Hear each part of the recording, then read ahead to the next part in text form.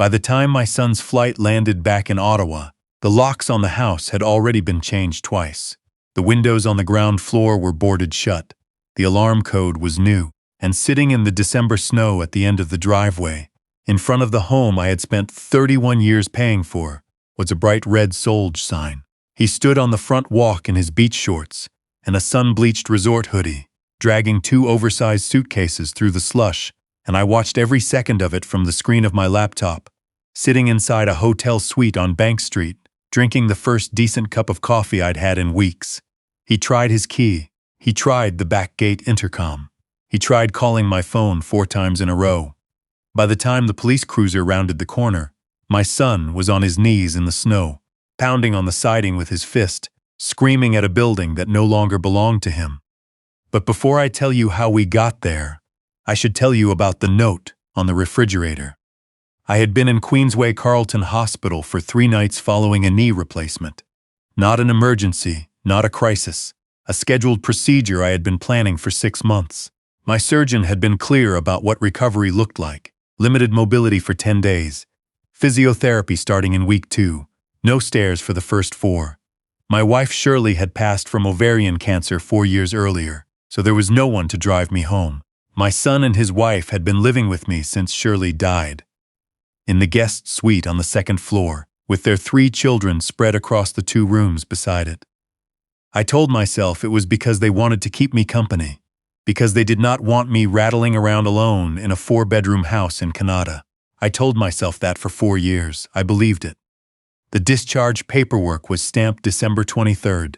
Christmas was 2 days away. The house key was in my jacket pocket where I always kept it. I unlocked the front door, stepped into the dark foyer, and stood still. The house was quiet in a way that had nothing to do with the hour. It was 2:30 in the afternoon. The lights were off. The gas fireplace Shirley had installed, so the living room would always feel warm and winter was cold. There were no coats on the hooks by the door, no boots on the mat, no sound of the grandchildren upstairs. I made my way to the kitchen on my crutches. The counters were clean, the stovetop spotless. There was no turkey defrosting, no bread proofing, no evidence that Christmas was approaching. I opened the refrigerator. On the top shelf, wedged between a container of leftover pasta and a carton of oat milk, was a Ziploc bag with a folded piece of printer paper inside. Not a card, a sheet of regular paper folded in quarters. I pulled it out and read it. Dad, we decided to take the kids somewhere warm for the holidays. The boys have been struggling with the cold, and we found a last-minute package deal to Cancun. Couldn't get an extra seat in time, and honestly the travel would be too much on your knee right now anyway. There's chicken soup in the freezer, 2nd shelf. Merry Christmas. See you in the new year. P.S. The kids say hi. No signature, no names. Just a postscript written on behalf of children who had not actually written anything. I read it twice. I set it on the counter. I looked out the kitchen window at the backyard, at the old cedar swing set I had built when my son was 7, now white with snow. I did not cry. I sat down on a kitchen chair, rested my crutches against the table, and sat there in the silence of the house I had built. And I thought. I was not hurt yet. I was 64 years old. I had survived union disputes and project bankruptcies and the particular absolute grief of losing Shirley. What I felt in that kitchen was something cooler than hurt. It was clarity, the kind that arrives quietly and stays. I got up and walked to the security panel beside the front door.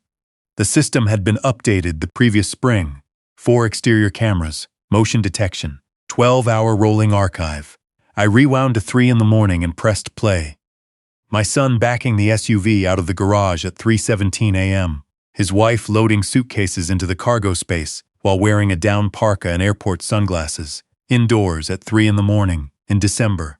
The children shuffled to the vehicle half asleep, carrying backpacks. They were not being quiet out of consideration for me. They were being quiet because they knew I was 2 floors above them, fresh from surgery, and they did not want me to wake up and ask questions. I turned up the archive volume. My daughter-in-law's voice came through clearly. Just get in the car, I'll do the car seat. Stop making noise. Then my son, quieter, is the note on the fridge? And her reply, without turning around, yes, he won't even read it until morning. He's probably still on the painkillers. The car reversed down the driveway. The garage door came down. The taillights disappeared into the dark. I stood at the panel for a moment. Then I went to the study. I logged into my RBC online banking. The checking account looked normal. I clicked to the credit card tab. The Visa Infinite I kept for emergencies. The one I had shown my son exactly once. The week Shirley was in palliative care, in case something happened and someone needed to reach the account. There were 2 pending transactions from December 21st, 2 days before I was even discharged. Transit Holidays Cancun package, $11,400 CAD. Excellence Playa Mujeres Resort Upgrade Deposit, $3,800 CAD. Travel Insurance and Airport Lounge Access, $620 CAD. $16,820. Charged on a card that was not theirs, for a trip I had not been invited to. I sat in the cold study for a while. I had not turned the heat up when I came in. I did not get up to adjust it. I looked at the numbers and thought about what kind of person takes an emergency credit card and uses it to book a beach resort on the day before their father leaves the hospital. Then I opened the lower right drawer of the desk where I kept Shirley's jewelry box. I opened the box. The engagement ring was there, but when I lifted it and turned it toward the desk lamp, something was wrong with the weight, with the way the stone caught the light. I am not a jeweler, but I am a man who spent 40 years examining materials. Concrete, steel, load-bearing timber. I know what a real diamond looks like and what a cubic zirconia looks like in artificial light. The prongs were different. The band was lighter. This was not Shirley's ring. I checked the pearl earrings. The clasps were wrong. I checked the diamond brooch from our 25th anniversary. It was a reproduction, the kind you find at a market stall, not a jeweler. They had taken the originals and placed imitations in their place, carefully, deliberately, hoping the grieving old man on pain medication would glance at the box, see something that looked right, and close the drawer. I made 2 phone calls. The first was to the bank. I reported the Visa Infinite as having been used without my authorization. The representative confirmed the charges would be flagged as disputed, and that the travel merchant would be notified. The resort would be informed as well. I thanked her and hung up. The second call was to an old friend, a man I had known since a city contract project in Nepean in the early 90s. He had spent 20 years with the OPP before retiring to run a private security and locksmith company in the west end of the city. He answered on the second ring. "It's a week before Christmas," he said. "I know," I said. "I need you at the house within the hour. Bring your drill and your crew. I need every lock in this building changed, biometric panel on the front, and I need someone to help me move things out of the second floor." A pause. He knew my son. He had watched him grow up. He asked quietly, "Are you sure?" "I found an imitation of Shirley's engagement ring in her jewelry box," I said. He did not ask another question. 45 minutes, he said. I hung up. I opened a can of tomato soup from the pantry, not the chicken soup they had left me, which I put in the bin, and I ate it at the kitchen table, looking out at the snow on the fence posts and the swing set, and I thought about the Christmas I had been planning from my hospital bed, the noise of grandchildren, the smell of something cooking, the fireplace going. I had been looking forward to all of it. I finished the soup and rinsed the bowl. My old friend arrived with 2 trucks and 4 men. The sound of his drill removing the front deadbolt was one of the most satisfying sounds I had heard in years. By 2 a.m, every exterior lock had been replaced. The garage codes were cleared. The biometric panel on the front door responded to my right thumb only.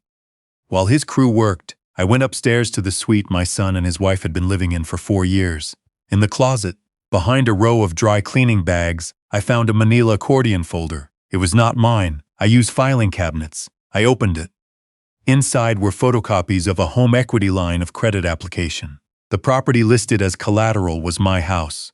The requested credit limit was $150,000. At the bottom, on the signature line for the property owner, was my name, in handwriting that was not mine. Someone had forged my signature on a HELOC application and attempted to borrow $150,000 against my home. The bank had flagged it and sent a verification request letter. The letter was in the folder, opened, folded neatly, dated 6 months ago. My son had received the letter. He had kept it. He had not said a word to me. I sat on the edge of the bed in that room, and held the folder for a long time. In the morning, I drove to my estate lawyer's office. He had handled Shirley's will and knew the structure of everything I owned. We had worked together for 25 years. He met me at the door with coffee and did not comment on the crutches. I laid the accordion folder, the credit card printouts, and both rings on his desk. He read the HELOC application slowly. He looked at the forged signature. He set the fake ring on his blotter. "This goes to the Crown Attorney," he said. "Eventually," I said. "First, I want the house transferred before they land back in this country." He looked at me over his reading glasses. "You haven't changed," he said quietly. I wasn't sure if it was a compliment. I decided it was. He made 3 calls. The last one was to a property investment company operating across eastern Ontario, the kind that closes cash deals within 48 hours, no staging, no open houses.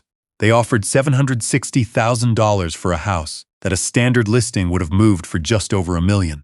I lost $340,000 in equity over the phone.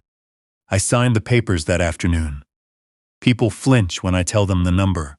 But here is what I need you to understand. That house was no longer a place I could live. Every room held something of Shirley, and also now held the evidence of what had been done inside it. I could not separate the two. I needed to get out of that house more than I needed the $340,000. That is the only calculation that mattered. The junk removal crew came the next morning. My old friend supervised. The second floor was cleared by noon. Furniture, clothing, electronics, the children's things. Everything donated or taken to salvage. I did not destroy anything. I simply did not want any of it in the space anymore. On December 28th, I tracked my son's return through an Instagram post his wife made from the departure gate. A video of herself with a coconut drink tagged "Bye Bye Paradise." And from there I knew the timeline. I sat in my hotel room with my laptop and watched the security feed. The car dropped them at the curb just after noon. 12 centimeters of overnight snow, wind chill around -20. My son stepped out in jogger pants and a thin zip-up from the resort gift shop. His wife had sandals and a sarong over leggings. The children were better dressed, at least. Someone had thought to put them in proper winter coats, which told me that whatever their failings were, they were not quite that careless with the grandchildren. My son walked to the front door and tried his key. He tried 3 times. He stepped back and looked at the house, really looked at it, and saw the plywood over the windows. He turned to his wife. He jogged around to the back. He came back. He took out his phone. My phone rang. I let it ring. He started down the driveway, his resort shoes punching through the snow crust, and he saw the sign. He walked toward it slowly and stopped in front of it. He bent down to read the small print below the Solge banner, the investment company's name, the file number, the transaction date. He turned around. His face was clear on the high-definition feed. He screamed my name at the house. He threw his shoulder against the front door. He kicked the base of it. The alarm system triggered, a commercial siren I had specifically requested the new owners install. It must have been enormous from where he was standing. The neighbor 2 doors down opened their front door to look. My son's children were crying. His wife stood back on the sidewalk with the luggage, in her sandals in the snow, not helping, just watching. The police arrived in 12 minutes. I closed the laptop and finished my coffee. My son was detained and released on a peace bond requiring him to stay away from the address. I went to the police station the following morning, not to help him, to file a report. I brought the accordion folder, the credit card records, the jeweler's appraisal of the recovered pieces, Shirley's ring, the pearls, and the brooch, which I had bought back from 2 separate pawn shops on Carling Avenue for a combined $4.100, and a forensic handwriting analysis showing that the signature on the HELOC application was inconsistent with my known handwriting samples. The officer who took my statement looked at the application for a long time. "We'll be in touch," he said, which in my experience means the matter is more serious than it first appeared. 3 weeks into January, my son filed an emergency motion in the Superior Court of Justice. The filing claimed I had exhibited signs of cognitive decline and that the below-market sale of the house was evidence of financial incompetence requiring court intervention. It requested that he be granted power of attorney over my remaining assets. I read it from the condo I had rented in the Glebe. on a morning with snow falling over the street outside.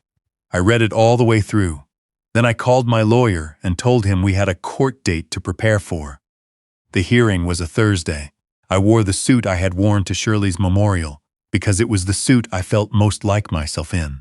My lawyer brought the accordion folder, the credit card records, the jeweler's statement, the security footage, the surgeon's preoperative cognitive assessment, confirming I had been fully evaluated 6 weeks before the sale, and the handwriting analysis. He laid each item before the court clerk in sequence, without drama, the way you present load calculations to an engineer, simply, clearly, letting the numbers speak. My son sat at the opposite table. He did not look at me when I walked in. His wife was absent, presumably on their lawyer's advice. Their counsel described me as a fragile widower manipulated by a predatory investment company. He described the boarded windows as evidence of erratic behavior. He told the court my son was simply trying to protect his father. He said all of this in the measured tone of a man who believed the case would be decided on perception, not evidence. The judge listened. Then my lawyer stood up. He played 38 seconds of the security footage. The part where my daughter-in-law says he won't even read it until morning. He's probably still on the painkillers. He submitted the forged HELOC application. He submitted the handwriting analysis. He submitted the surgeon's assessment.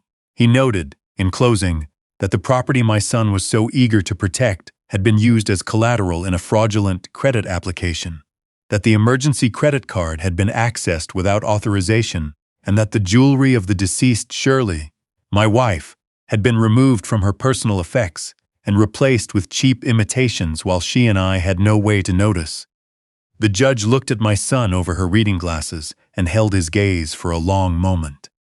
"The motion for power of attorney is dismissed," she said. "The property sale stands." She set down the HELOC application. "A copy of today's record will be forwarded to the Crown Attorney's office for review." The hearing adjourned. I stood up, buttoned my jacket, and walked out into the cold January afternoon.